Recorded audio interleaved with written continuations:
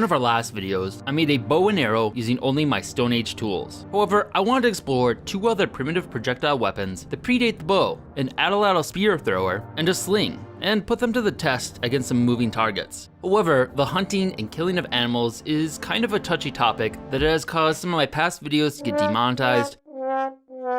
So as a stand-in, we'll be taking aim at a more modern day prey, drones. So let's build some weapons. Invented at least 17,000 years ago, the atlatl works as a lever that has extra power and range to a spear or dart, reaching speeds up to 100 miles per hour and a max range up to 120 to 150 yards, making it comparable to the power and force of contemporary bow and arrows. Spear throwers have been used by many cultures around the world, coming in many different varieties, but all functioning on the same concept. In Europe, it fell out of disuse after the invention of the bow and arrow. However, many parts of the world continue to use it in addition to the bow and arrow, most notably by the Aztecs, from whom the word atlatl originates.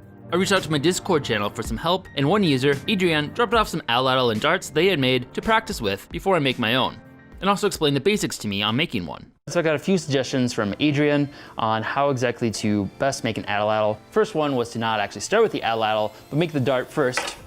Make the dart first, and then the atlatl, so you can balance it to your specific dart. He also suggested using a cane for the actual staff. They're much more lightweight, they have a lot of flexibility that helps it, and they're pretty much already straight. I'm actually gonna use some of the bamboo I collected in California last year. Took the straightest one here. I'm gonna put a wood tip on the end of it, and it'll be a little bit more durable than the bamboo itself, and then fire harden it for extra strength. And then if it does break, I can just replace it.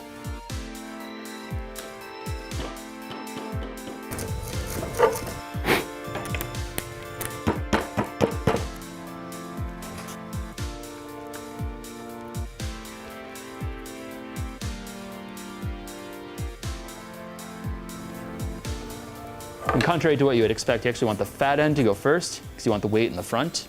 And then on the back, put some fletching with some turkey feathers, and that's mostly just to kind of slow down the back end so it doesn't tumble forward or anything. Helps it fly straight.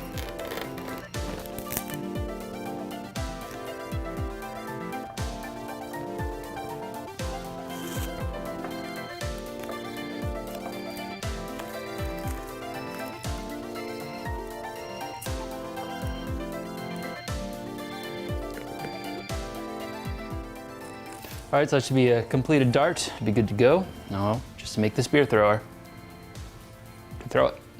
Next up, I had Annalise make a sling. Estimated to have been invented by at least 10,000 BCE, slings were popular around the world and work by extending the arm of the thrower, giving them additional power than just regularly throwing projectiles. Small stones, clay, or lead bullets were used as ammo options. Because of its high density, lead was by far the most effective. With a range past 400 yards, slings are known to outdistance bow and arrows, and were used through to Roman times in war. However, advancements in armor eventually made them obsolete for use in wars, as they are easier to protect against than arrows.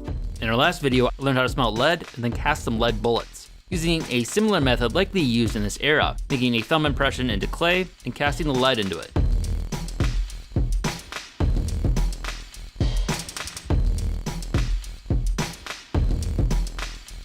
However, where we got the lead in the Galena, Illinois area last time, we also had a chance to learn more about a more modern method that was used to make lead projectiles. In order to get it from this state to here, you had to sell it if you didn't have some sort of shot tower in the area. And one of the last remaining shot towers in the USA, there in Dubuque, Iowa. This is the historic shot tower. It was built in 1856 by George Rogers. One of the few remaining shot towers left in the world. There's only one of a very few west of the Mississippi River. This one's 120 feet, and that's without the room that used to be framed on the very top. The reason for the shot tower back in the day was they would take that lead and they would mix it with arsenic. They either melted it down in a building adjacent to the structure, and then even a furnace that was at the top. And after a certain distance of falling through the air and cooling, that lead would turn into a sphere and would eventually fall down into the well system that's located at the bottom of the shot tower. They would scoop up all the shot and they would run it through a tumbler that would polish it. Different size shot would be filtered through and then bagged according to the caliber, how thick it was. You know what size shot they would make? More like a bird shot.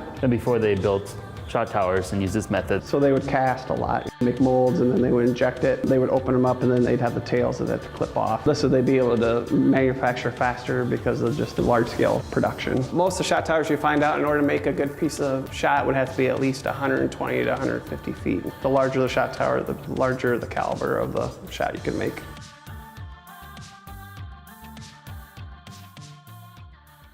Now for Annalise to make the sling, using some of the hemp fiber we'd previously collected. After hand making the cordage I needed to lash the bundle bow together, which I needed to be pretty thin and pretty strong, I decided it was time to make a spindle for the sling, because I'm going to need even more cordage that's even stronger and better quality. So a spindle is pretty much just a stick with a hook or a notch at the top or the bottom that keeps a hold of your thread as you spin it, and then a weight at the bottom. I've made a clay disc for mine, and the weight helps keep the momentum going as you spin it.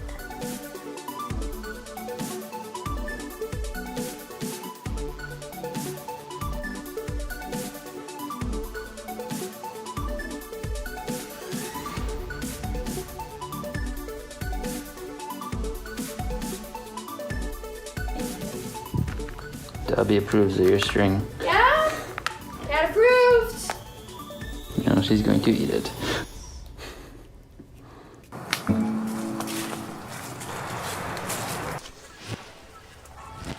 Should we see if there's any more money? That's where the Dobby canoe came from. I think ideally it'd be something with like a thick base with a small branch for the notch. Oh yeah, also if it has a curve, that's ideal. That'll work.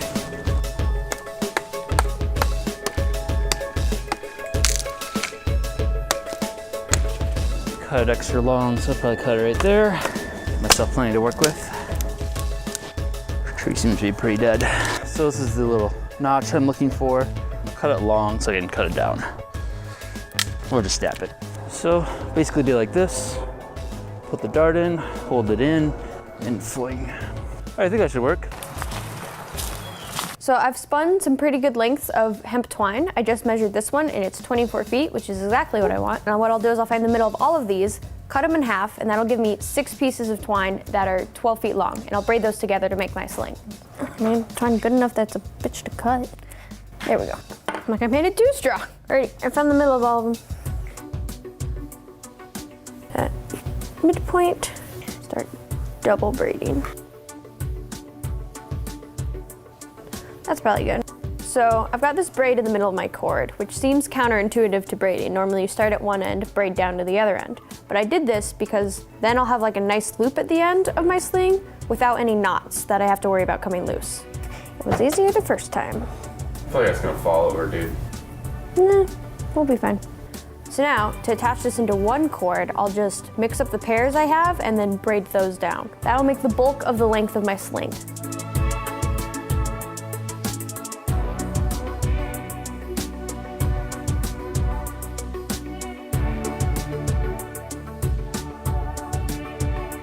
Here's my finished sling. I just hold it by looping this around my middle finger and holding this part pinched between my index finger and thumb. And I'll load the shot into the basket here, and then I'll just spin it and release the other end to shoot the shot. For shot options, I have lead shot and clay shot that Andy made me, and then I have pebbles and then just little rocks. So first just gonna cut this branch into a little notch that should hopefully fit the indent in the back of the dart and hold it there. It's a pretty simple setup. It's a stick that throws a stick. Probably a little bit more, pretty close. All right, so balancing it with the dart, so the balancing point is somewhere around here. So you start trimming back, narrowing it into just the necessary size. It's pretty well balanced right there. You remove equal on each end. So it looks like the balance point moved up just a little bit, which is good because I left just enough. So it's actually just about right now. So I'm gonna carve a little bit indentation just so I know where to hold it. Should be pretty much set. And I just gotta learn how to throw it. Yeah, Adrian told me that the basic concept behind trying to throw this is basically just yeet it. Just kill some random person who steps out of the dark.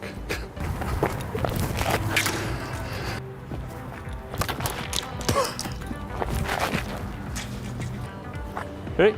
Well, there's a guy. Oh, I don't hit them.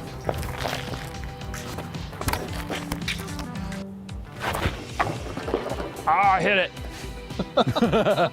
It's dead. Cook that for dinner tonight. Ugh. It's got the atlatl, time to put it to the test. Got a bunch of darts. Start throwing, see how well I do. Then we'll move on to shooting down some drones. Who wants to stand down there with an apple? All right, Andy, don't mess it up. All right, let's kill a mammoth.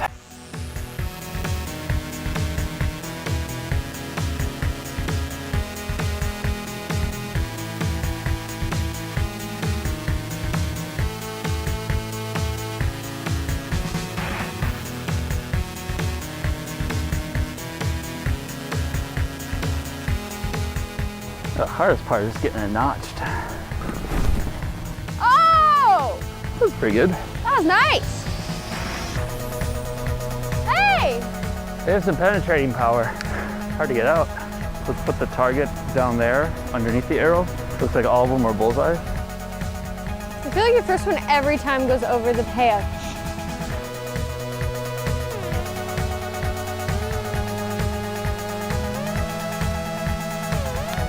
Oh! You could kill a mammoth with that thing. That's pretty good.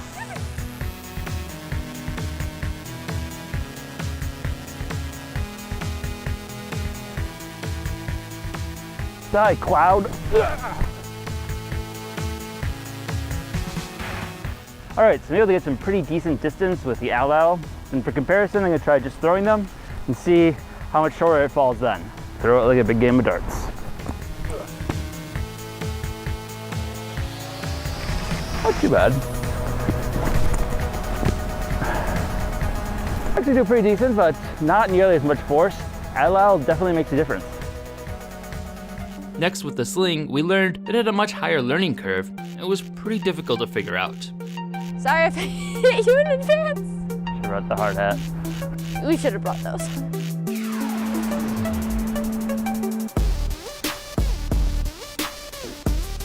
Well, hit the ground real hard.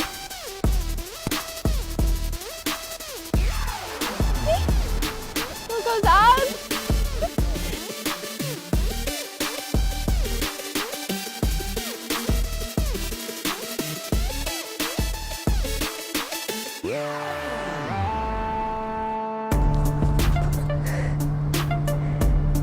That was close. This is hard. Unforeseen injury. I'm getting rope burn on my knuckle. Oh, that one? Where'd it go? Right direction, kind of.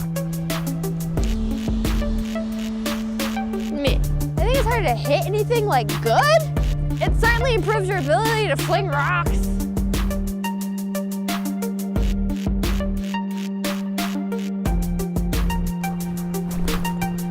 Oh, hit it, somewhat. This is definitely a learned skill. Oh, that hits the target. Definitely feel it. Your shoulder? Yeah. I hit the target. After that, we took some high-speed footage to measure the speed of the different weapons.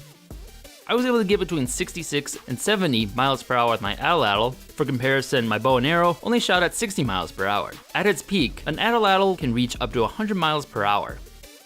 Then with a sling, I was able to get rocks up to 45 miles per hour. Throwing by hand, I could only get them up to about 36. Then the lead bullets went considerably faster at 50 miles per hour. However, a skilled slinger can supposedly get them up to 100 miles per hour.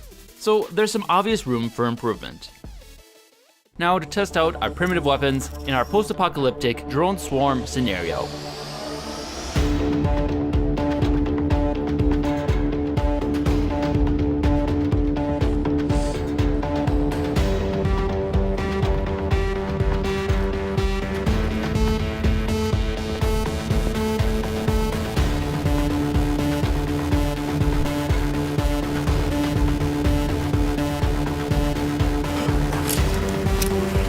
You got him!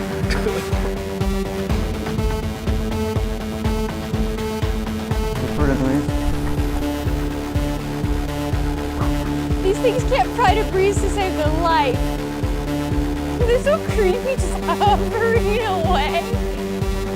Where are you on? I'm doing nothing. That's all the wind. I'm sorry, I can't. After the wind started picking up and stealing our drones, Bye. we moved back to the studio with a makeshift indoor range to see how our bow and arrows fared against the drones.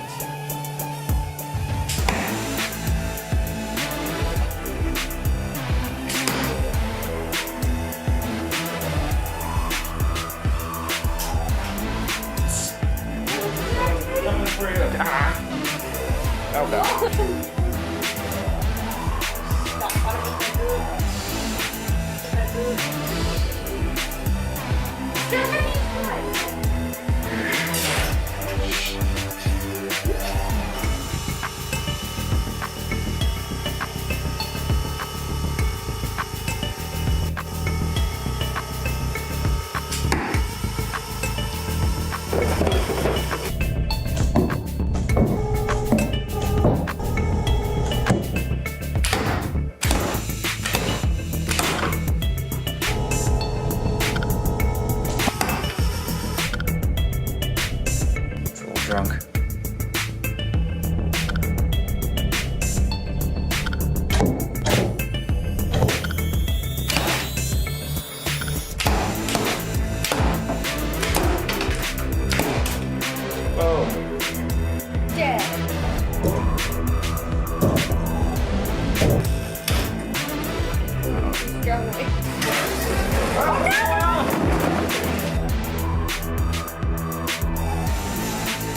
If you find yourself in a scenario where you need to construct your own weapons against killer drones, yes, it's possible, but to be able to use them with any effectiveness is going to take a lot of training. In the end, both of these builds were pretty quick. The Atlatl and Dart took a mere 2 hours to make, while the Sling, a little over 6 hours. However, the speed in building them is easily made up for with the skills you need to develop to use them with any effectiveness. While the bow took a considerably longer time to make, over 43 hours, I was able to get the most accurate results with it, with the least amount of training, which is ultimately one of the big reasons the bow and arrow became so much more dominant. But even then, trying to shoot a small moving target is something that will take a considerable amount of practice to achieve, so the best defense might be a strong breeze, or a booby trap, or to hope that the drones are made in China.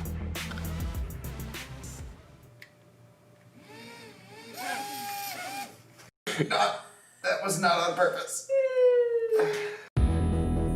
If you enjoyed this video, be sure to subscribe and check out other content we have covering a wide variety of topics. Also, if you've enjoyed these series, consider supporting us on Patreon.